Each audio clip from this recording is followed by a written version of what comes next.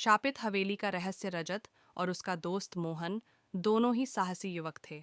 उन्हें रहस्यमयी और डरावनी जगहों पर जाने का शौक था।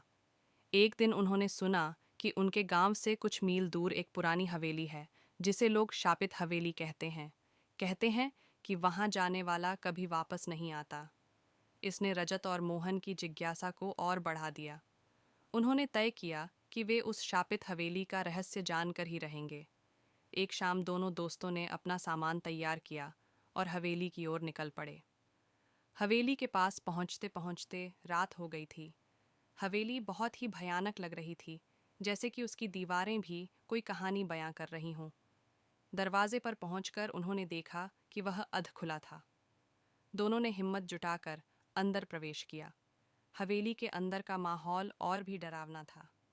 चारों ओर धूल जमी थी और पुरानी तस्वीरें दीवारों पर टंगी थीं। अचानक एक तेज हवा का झोंका आया और दरवाज़ा जोर से बंद हो गया। दोनों चौंक गए, लेकिन उन्होंने अपनी खोज जारी रखी। चलते चलते वे एक बड़े हॉल में पहुंचे, जहां एक विशाल झूमर लटका हुआ था। अचानक झूमर हिलने लगा और कमरे में अजीब सी सिसकियों की आवाज़ आने लगी। दोनों ने इधर उधर देखा, लेकिन कोई नज़र नहीं आया। तभी मोहन की नज़र एक पुराने चित्र पर पड़ी। चित्र में एक महिला की तस्वीर थी, जिसके चेहरे पर गहरा दुख था। रजत ने चित्र के पीछे की दीवार को ध्यान से देखा और उसे एक गुप्त दरवाज़ा मिला। दरवाजे के पीछे एक सीढ़ी थी जो तहखाने की ओर जा रही थी। दोनों ने टॉर्च जलाकर तहखाने की ओर बढ़ना शुरू किया।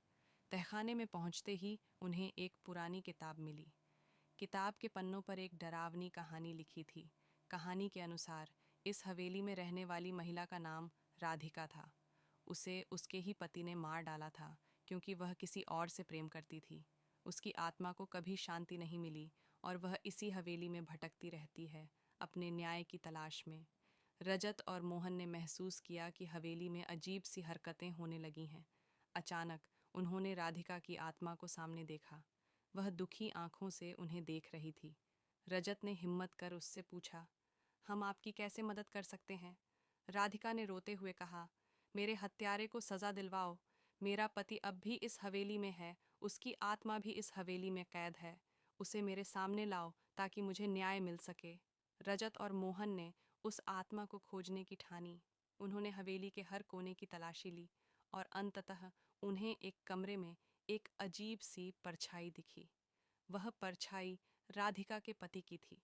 उन्होंने राधिका की आत्मा को बुलाया और दोनों आत्माओं का सामना करवाया।